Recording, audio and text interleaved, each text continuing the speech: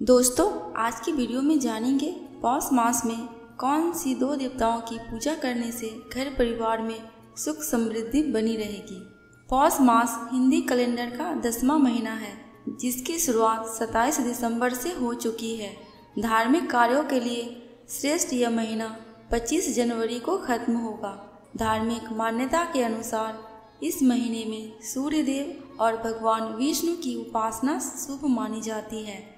पौष मास में सूर्य देव की उपासना से जहां अच्छी सेहत और रोजगार में उन्नति का वरदान प्राप्त होता है, वहीं भगवान विष्णु की उपासना से जीवन में खुशहाली आती है। आइए जानते हैं पौष मास के दौरान सूर्य देव और भगवान विष्णु की उपासना कैसे करें। पौष मास में सूर्य देव की उपासना कैसे करें। पौराणिक मान्यता के अनुसार पौष मास में सूर्य देव की उपासना बेहद शुभ फलदायी है। जो जातक पौष मास में सूर्योदय के समय सूर्य देव को जल अर्पित करते हैं, उनका जीवन खुशहाली से भर जाता है। साथ ही नौकरी व्यापार में उन्नति होती है। इसलिए अगर संभव हो तो पौष मास में रोजाना सूर्य देव को तांबे के लोटे से जल अर्पित करें। जल में लाल फूल और अक्षत अवश्य ही मिलाएं। अगर रोजाना सूर्य को जल अर्पित करने में कठिनाई हो रही है तो प्रत्येक रविवार को आप जल अर्पित कर सकते हैं। इसके साथ ही ओम सूर्याय नमः, ओम आदित्याय नमः, ओम भास्कराय नमः सूर्यदेव को जल चढ़ाते वक्त इस मंत्र का कम से कम 11 बार जाप करें। भगवान विष्णु की पूजा। पौष मास में भगवान विष्णु की पूजा का भी विधान शास्त्रों में बताया गया है। मान्यता है कि पौष मास में भगवान विष्णु की पूजा करने से सुखी वैवाहिक जीवन, उत्तम स्वास्थ्य और सौभाग्य का वरदान प्राप्त होता है। ऐसे में भगवान विष्णु की कृपा पाने के लिए पौष मास में रोजाना सुबह तुलसी में जल अर्पित करें, रविवार को छोड़ के। साथ ही इस महीने में विष्णु सहस्त्र नाम का पाठ करें। भोग के रूप में भगवान विष्णु को पीली वस्तुएं अर्पित करें। पौष मास में केले के पेड़ की पूजा करने से भी भगवान विष्णु की कृपा प्राप्त होती है। अब सुनेंगे श्रीमद् भागवत महापुराण की प्रथम स्कंद का 3 अध्याय की कथा। भगवान के अवतारों का वर्णन। श्री सूत जी कहते हैं, सृष्टि के आदि में भगवान ने लोकों के निर्माण की इच्छा की। इच्छा होते ही उन्होंने महातत्व आदि के निष्पन्न पुरुष रूप ग्रहण किया। उसमें 10 इंद्रियां, 1 मन और 5 भूत, ये 16 कलाएं थी। उन्होंने कारण जल में शयन करते हुए जब योग निद्रा का विस्तार किया, तब उनके नाभि सरोवर में से एक कमल प्रकट हुआ और उस कमल से प्रजापतियों के अधिपति ब्रह्मा जी उत्पन्न हुए। भगवान के उस विराट रूप के अंग प्रत्यंग में ही समस्त लोकों की कल्पना की गई है। वह भगवान का विशुद्ध सत्वमय श्रेष्ठ रूप है। योगी लोग दिव्य दृष्टि से भगवान के उस रूप का दर्शन करते हैं। भगवान का वह रूप हजारों पैर, जांघें, भुजाएं और मुखों के कारण अत्यंत विलक्षण है। उसमें सहस्त्रों सिर, हजारों कान, हजारों आंखें और हजारों नासिकाएं हैं। हजारों मुकुट, वस्त्र और कुंडल आदि आभूषणों से वह उल्लसित रहता है। भगवान का यही पुरुष रूप जिसे नारायण कहते हैं, अनेक अवतारों का अक्षय कोश है। इसी से सारे अवतार प्रकट होते हैं। इस रूप के छोटे छोटे अंश से देवता, पशु, पक्षी और मनुष्य आदि योनियों की सृष्टि होती है। उन्हीं प्रभु ने पहले कौमार सर्ग में सनक, सनंदन, सनातन और सनत कुमार, इन 4 ब्राह्मणों के रूप में अवतार ग्रहण अत्यंत कठिन अखंड ब्रह्मचर्य का पालन किया। दूसरी बार इस संसार के कल्याण के लिए समस्त योगों के स्वामी उन भगवान ने ही रसातल में गई हुई पृथ्वी को निकालकर लाने के विचार से शुक्र रूप ग्रहण किया। ऋषियों की सृष्टि से उन्होंने देव ऋषि नारद के रूप में तीसरा अवतार ग्रहण किया और सात्वत तंत्र, जिसे नारद 5 रात्र कहते हैं, उपदेश किया। उसमें कर्मों के द्वारा किस प्रकार कर्म बंधन से मुक्ति मिलती है, इसका वर्णन है। धर्म पत्नी मूर्ति के गर्भ से उन्होंने नर नारायण के रूप में चौथा अवतार ग्रहण किया। इस अवतार में उन्होंने ऋषि बनकर मन और इंद्रियों का सर्वथा संयम करके बड़ी कठिन तपस्या की। पांचवें अवतार में वे सिद्धों के स्वामी कपिल के रूप में प्रकट हुए और तत्वों का निर्णय करने वाले सांख्य शास्त्र का, जो समय के फेर से लुप्त हो गया था, आशुरी नामक ब्राह्मण को उपदेश किया। अनसुईया के वर मांगने पर छठे अवतार में वे आत्रि की संतान दत्तात्रेय हुए। इस अवतार में उन्होंने अलर्क एवं प्रहलाद आदि को ब्रह्म ज्ञान का उपदेश दिया।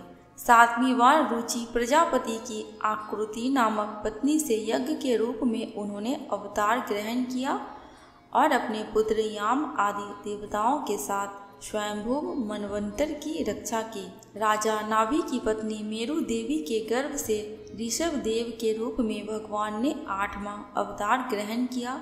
इस रूप में उन्होंने परम हंसों का वह मार्ग जो सभी आश्रमियों के लिए वंदनीय है दिखाया। ऋषियों की प्रार्थना से 9वीं बार वे राजा पृथ्वी के रूप में अवतीर्ण हुए। शौनकादि ऋषियों इस अवतार में उन्होंने पृथ्वी से समस्त औषधियों का दोहन किया था। इससे यह अवतार सबके लिए बड़ा ही कल्याणकारी हुआ। चाक्षुष मनवंतर के अंत में सब सारी त्रिलोकी समुद्र में डूब रही थी, तब उन्होंने मत्स्य के रूप में 10वां अवतार ग्रहण किया और पृथ्वी रूपी नौका पर बैठाकर अगले मनवंतर के अधिपति वैवस्वत मनु की रक्षा की। जिस समय देवता और दैत्य समुद्र मंथन कर रहे थे, उस समय 11वां अवतार धारण करके कश्यप रूप से भगवान ने मंदराचल को अपनी पीठ पर धारण किया। 12वीं बार धन्वंतरी के रूप में अमृत लेकर समुद्र से प्रकट हुए और 13वीं बार मोहिनी रूप धारण करके दैत्यों को मोहित करते हुए देवताओं को अमृत पिलाया। 14वें अवतार में उन्होंने नरसिंह रूप धारण किया और अत्यंत भगवान दैत्यराज हिरण्यकश्यपु की छाती अपने नखों से अनायास इस प्रकार फाड़ डाली जैसे चटाई बनाने वाला सिंह को चीर डालता है। 15वीं बार वावन का रूप धारण करके भगवान दैत्यराज बलि के यज्ञ में गए। वे चाहते तो थे त्रिलोकी का राज्य, परंतु मांगी उन्होंने केवल 3 पग पृथ्वी। 16वें परशुराम अवतार में जब उन्होंने देखा कि राजा लोग ब्राह्मणों के द्रोही हो गए, तब क्रोधित होकर उन्होंने पृथ्वी को 21 बार क्षत्रियों से शून्य कर दिया।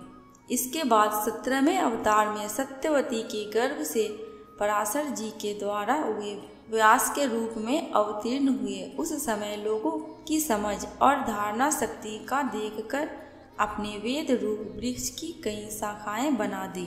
18वीं बार देवताओं का कार्य संपन्न करने की इच्छा से उन्होंने राजा के रूप में राम अवतार ग्रहण किया और सेतु बंधन, रावण वध आदि वीरतापूर्ण बहुत सी लीलाएं की। 19वें और 20वें अवतारों में उन्होंने यदुवंश में बलराम और श्री कृष्ण के नाम से प्रकट होकर पृथ्वी का भार उतारा।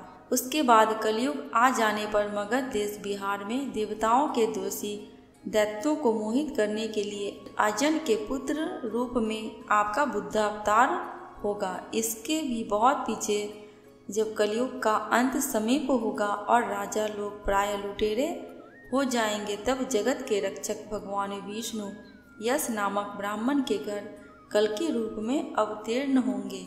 शौनकादि ऋषियों जैसे अगाध सरोवर से हजारों छोटे छोटे नाले निकलते हैं, वैसे ही सत्वनिधि भगवान श्री हरि के असंख्य अवतार हुआ करते हैं। ऋषि मनु, देवता प्रजापति, मनुपुत्र और जितने भी महान शक्तिशाली हैं, वे सब के सब भगवान के ही अंश हैं। ये सब अवतार तो भगवान के अंशावतार अथवा कला अवतार है, परंतु भगवान श्री कृष्ण तो स्वयं भगवान ही हैं। जब लोग दैत्यों के अत्याचार से व्याकुल हो उठते हैं, तब युग युग में अनेक रूप धारण करके भगवान उनकी रक्षा करते हैं। भगवान के दिव्य जन्मों की यह कथा अत्यंत गोपनीय रहस्यमयी है, जो मनुष्य एकाग्र चित्त से नियम पूर्वक सायकाल और प्रातः काल प्रेम से इसका पाठ करता है वह सब दुखों से छूट जाता है। प्राकृत स्वरूप रहित चिन्मय भगवान का जो यह स्थूल जगदाकार रूप है, यह उनकी माया के महत्वादि गुणों से भगवान में ही कल्पित है। जैसे बादल वायु के आश्रय रहते हैं और दूसर पाना धूल में होता है, परंतु अल्प वृद्धि मनुष्य बादलों का आकाश में और दूसर पने का वायु में आरोप करते हैं, वैसे ही अविवेकी पुरुष सबके साक्षी आत्मा में स्थूल दृश्य रूप जगत का आरोप करते हैं। इस स्थूल रूप से परे भगवान का एक सूक्ष्म अव्यक्त रूप है, जो ना तो स्थूल की तरह आकार आदि गुणों वाला है और ना देखने सुनने में ही आ सकता है। वही सूक्ष्म शरीर है। आत्मा का आरोप या प्रवेश होने से यही जीव कहलाता है और इसी का बार बार जन्म होता है। उपर्युक्त सूक्ष्म और स्थूल शरीर अविद्या से ही आत्मा में आरोपित है। जिस अवस्था में आत्म स्वरूप के ज्ञान से यह आरोप दूर हो जाता है, उसी समय ब्रह्म का साक्षात्कार होता है। तत्वज्ञानी लोग जानते हैं कि जिस समय यह बुद्धि रूपा परमेश्वर की माया निर्भीत हो जाती है, उस समय जीव परमानंदमय हो जाता है और अपनी स्वरूप महिमा में प्रतिष्ठित होता है। वास्तव में जिनके जन्म नहीं है और कर्म भी नहीं है, उन हृदयेश्वर भगवान के अप्राकृत जन्म और कर्मों का तत्वज्ञानी लोग इसी प्रकार वर्णन करते हैं, क्योंकि उनके जन्म और कर्म वेदों के अत्यंत गोपनीय रहस्य हैं। भगवान की लीला अमोघ है। वे लीला से ही इस संसार का सृजन, पालन और संहार करते हैं, किंतु इसमें आसक्त नहीं होते। प्राणियों के अंतःकरण में छिपे रहकर ज्ञानेंद्रियां और मन के नियंता के रूप में उनके विषयों को ग्रहण भी करते हैं, परंतु उनसे अलग रहते हैं। वे परम स्वतंत्र है। यह विषय कभी उन्हें लिप्त नहीं कर सकते। जैसे अनजान मनुष्य जादूगर अथवा नट के संकल्प और वचनों से की हुई करामात को कोई नहीं समझ पाता, वैसे ही अपने अपने संकल्प और वेदवाणी के द्वारा भगवान के प्रकट किए इन नाना नाम और रूपों को तथा उनकी लीलाओं को बुद्धि जीव बहुत सी तर्क युक्तियों के द्वारा नहीं पहचान सकता। चक्रपाणी भगवान की शक्ति और पराक्रम अनंत है, उनकी कोई था नहीं पा सकता। वे सारे जगत के निर्माता होने पर भी उससे सर्वथा परे है। उनके स्वरूप को अथवा उनकी लीला के रहस्य को वही जान सकता है जो नित्य निरंतर निष्कपट भाव से उनके चरण कमलों की दिव्य गंध का सेवन करता है, सेवा भाव से उनके चरण का चिंतन करता है। शौनकादि ऋषियों, आप लोग बड़े ही सौभाग्यशाली तथा धन्य हैं, जो इस जीवन में और विघ्न बाधाओं से भरे इस संसार में समस्त लोकों के स्वामी भगवान श्री कृष्ण से वह सर्वात्मक आत्मभाव वह अनिर्वचनीय अनन्य प्रेम करते हैं, जिससे फिर इस जन्म मरण रूप संसार के भयंकर चक्र में नहीं पड़ना होता है। भगवान वेद व्यास ने यह वेदों के समान भगवत चरित्र से परिपूर्ण भागवत नाम का पुराण बनाया। उन्होंने इस श्लाघनीय, कल्याणकारी और महान पुराण को लोगों के परम कल्याण के लिए अपने आत्मज्ञान शिरोमणि पुत्र को ग्रहण कराया। इसमें सारे वेद और इतिहासों का सार संग्रह किया गया है। शुकदेव जी ने राजा परीक्षित को यह सुनाया। उस समय वे परम ऋषियों से घिरे हुए आमरण अनशन का व्रत लेकर गंगा तट पर बैठे हुए थे। भगवान श्री कृष्ण जब धर्म ज्ञान आदि के साथ अपने परम धाम को पधार गए, तब इस कलयुग में जो लोग अज्ञान रूपी अंधकार से अंधे हो रहे हैं, उनके लिए यह पुराण रूपी सूर्य इस समय प्रकट हुआ। शौनकादि ऋषियों, जब महातेजस्वी श्री सुखदेव जी महाराज वहाँ इस पुराण की कथा कह रहे थे, तब मैं भी वहाँ बैठा था। वहीं मैंने उनकी कृपापूर्ण अनुमति से इसका अध्ययन किया। मेरा जैसा अध्ययन है और मेरी बुद्धि ने जितना जिस प्रकार ग्रहण किया उसी के अनुसार इसे मैं आप लोगों को सुनाऊंगा। अब सुनेंगे श्रीमद् भागवत महापुराण के प्रथम स्कंद का चतुर्थ अध्याय। महर्षि व्यास का असंतोष। व्यास जी कहते हैं, उस दीर्घकालीन सत्र में सम्मिलित हुए मुनियों में विद्या वयोवृद्ध कुलपति ऋग्वेदी शौनक आदि ने सूत जी की पूर्वोक्त बात सुनकर उनकी प्रशंसा की और कहा।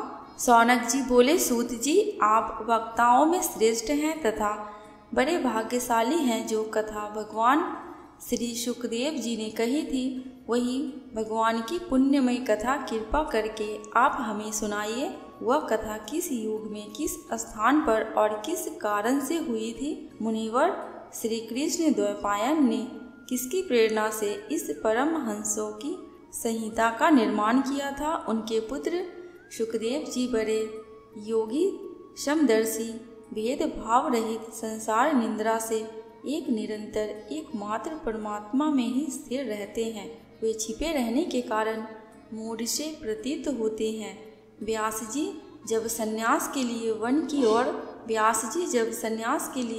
वन की ओर जाते हुए अपने पुत्र का पीछा कर रहे थे, उस समय जल में स्नान करने वाली स्त्रियों ने नंगे सुखदेव को देखकर तो वस्त्र धारण नहीं किया, परंतु वस्त्र पहने हुए व्यास जी को देखकर लज्जा से कपड़े पहन लिए थे। इस आश्चर्य को देखकर जब व्यास जी ने उन स्त्रियों से इसका कारण पूछा, तब उन्होंने उत्तर दिया कि आपकी दृष्टि में तो सभी स्त्री पुरुष का भेद बना हुआ है, परंतु आपके पुत्र की शुद्धि दृष्टि में यह भेद नहीं है। कुरुंजांगल देश में पहुंचकर हस्तिनापुर में से वे पागल, गूंगे तथा जड़ के समान विचरते होंगे। नगर वासियों ने उन्हें कैसे पहचाना?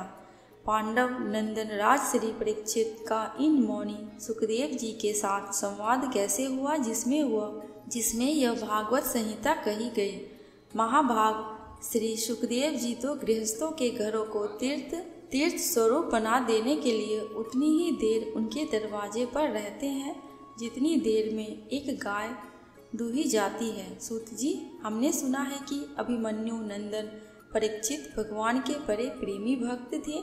उनके अव्यक्त आश्चर्यमय जन्म और कर्मों का भी वर्णन कीजिए। वे तो पांडव वंश के गौरव बढ़ाने वाले सम्राट थे। वे भला किस कारण से साम्राज्य लक्ष्मी का परित्याग करके गंगा तट पर मृत्यु पर्यंत अनशन का व्रत लेकर बैठे थे? शत्रुघ्न अपने भले के लिए बहुत सा धन लाकर उनके चरण रखने की चौकी को नमस्कार करते थे। वे एक वीर युवक थे। उन्होंने उस तुज्य तेज लक्ष्मी को अपने प्राणों के साथ भला क्यों त्याग देने की इच्छा की? जिन लोगों का जीवन भगवान के आश्रित है, वे तो संसार के परम कल्याण, अभ्युदय और समृद्धि के लिए ही जीवन धारण करते हैं। उसमें उनका अपना कोई स्वार्थ नहीं होता। उनका शरीर तो दूसरों के हित के लिए था। उन्होंने विरक्त होकर उसका परित्याग क्यों किया? वेदवाणी को छोड़कर अन्य समस्त शास्त्रों के आप पारदर्शी विद्वान हैं सूत जी, इसलिए इस समय जो कुछ हमने आपसे पूछा है वह सब कृपा करके कहिए। सूत जी कहते हैं, इस वर्तमान चतुर्युगी के तीसरे युग द्वापर में महर्षि पराशर के द्वारा वह सुकन्या सत्यवती के गर्भ से भगवान के कला अवतार योगी राज व्यास जी का जन्म हुआ। एक दिन वे सूर्योदय के समय सरस्वती के पवित्र जल में स्नादि करके एकांत पवित्र स्थान पर बैठे हुए थे। महर्षि भूत और भविष्य को जानते थे। उनकी दृष्टि अचूक थी। उन्होंने देखा कि जिसको लोग जान नहीं पाते ऐसे समय के फेर से प्रत्येक युग में धर्म, संस्कारता और उसके प्रभाव से भौतिक वस्तुओं की भी शक्ति का ह्रास होता है। संसार के लोग श्रद्धाहीन और शक्ति रहित हो जाते हैं। उनकी बुद्धि कर्तव्य का ठीक निर्णय नहीं कर पाती और आयु भी कम हो जाती है। लोगों की इस भाग्यहीनता को देखकर उन मुनीश्वर ने अपनी दिव्य दृष्टि से समस्त वर्णों और आश्रमों का हित कैसे हो इस पर विचार किया। उन्होंने सोचा कि वेदोक्त चातुर्वर्त्र कर्म लोगों का हृदय शुद्ध करने वाला है। इस दृष्टि से यज्ञों का विस्तार करने के लिए ही उन्होंने एक ही वेद के चार विभाग कर दिए। व्यास जी के द्वारा ऋग, यजुः, साम और अथर्व इन 4 वेदों का उद्धार हुआ। इतिहास और पुराणों को 5वां वेद कहा जाता है। उनमें से ऋग्वेद के पैल, सामगान के विद्वान जैमिनी एवं यजुर्वेद के एकमात्र स्नातक वैशंपायन हुए। अथर्ववेद में प्रवीण वरुण नंदन सुमंतु मुनि, इतिहास और पुराणों के स्नातक मेरे पिता रोमहर्षण थे। इन पूर्वोक्त ऋषियों ने अपनी अपनी शाखा को और भी अनेक भागों में विभक्त कर दिया। इस प्रकार शिष्य, प्रशिष्य और उनके शिष्यों द्वारा वेदों की बहुत सी शाखाएं बन गई। कम समझने वाले पुरुषों पर कृपा करके भगवान वेद व्यास ने इसलिए ऐसा विभाग कर दिया कि जिन लोगों को स्मरण शक्ति नहीं है या कम है, वो भी वेदों को धारण कर सके। स्त्री, शूद्र और पतित द्विजाति तीनों ही वेद श्रवण के अधिकारी नहीं है, इसलिए वे कल्याणकारी शास्त्रोक्त कर्मों के आचरण में भूल कर बैठते हैं। अब इसके द्वारा उनका भी कल्याण हो जाए, यह सोचकर महामुनि व्यास जी ने बड़ी कृपा करके महाभारत इतिहास रचना की। शौनकादि ऋषियों यद्यपि व्यास जी इस प्रकार अपनी पूरी शक्ति से सदा सर्वदा प्राणियों के कल्याण में ही लगे रहे, तथापि उनके हृदय को संतोष नहीं हुआ। उनका मन कुछ खिन्न सा हो गया। सरस्वती नदी के पवित्र तट पर एकांत में बैठकर धर्मवेता व्यास जी मन ही मन विचार करते हुए इस प्रकार कहने लगे। मैंने निष्कपट भाव से ब्रह्मचर्यवादी व्रतों का पालन करते हुए वेद, गुरुजन और अग्नियों का सम्मान किया है और उनकी आज्ञा का पालन किया है। महाभारत की रचना के बहाने मैंने वेद के अर्थ को खोल दिया है, जिससे स्त्री, शूद्र आदि भी अपने अपने धर्म कर्म का ज्ञान प्राप्त कर लेते हैं। यद्यपि मैं ब्रह्म तेज से संपन्न एवं समर्थ हूँ, तथापि मेरा हृदय कुछ अपूर्ण काम सा जान पड़ता है। अवश्य ही अब तक मैंने भगवान को प्राप्त कराने वाले धर्मों का प्रायः निरूपण नहीं किया है। वही धर्म परमहंसों को प्रिय है और वही भगवान को भी प्रिय है। श्री कृष्ण द्वैपायन व्यास इस प्रकार अपने को अपूर्ण सा मानकर जब खिन्न हो रहे थे, उसी समय पूर्वोक्त आश्रम पर देव ऋषि नारद जी आ पहुँचे। उन्हें आया देख व्यास जी तुरंत खड़े हो गए। उन्होंने देवताओं के द्वारा सम्मानित देव ऋषि नारद जी की विधि पूर्वक पूजा की। श्रीमद् भागवत महापुराण के प्रथम स्कंद का 4था अध्याय समाप्त। आगे की कथा दूसरी वीडियो में सुनेंगे। दोस्तों, कमेंट बॉक्स में भगवान विष्णु एवं भगवान सूर्यदेव एवं भगवान श्री कृष्ण की जयकारा लगाना बिल्कुल भी मत भूलना। आपको मेरे चैनल पे व्रत त्योहारों की जानकारियाँ एवं उनसे जुड़ी कथा कहानियाँ मिलती रहेंगी। अगर आपको ये वीडियो थोड़ी सी भी अच्छी लगी हो तो प्लीज़ मेरे चैनल को सब्सक्राइब करके मेरी वीडियो को लाइक एंड शेयर कर देना। अंत तक वीडियो में बने रहने के लिए आपका दिल से बहुत बहुत शुक्रिया।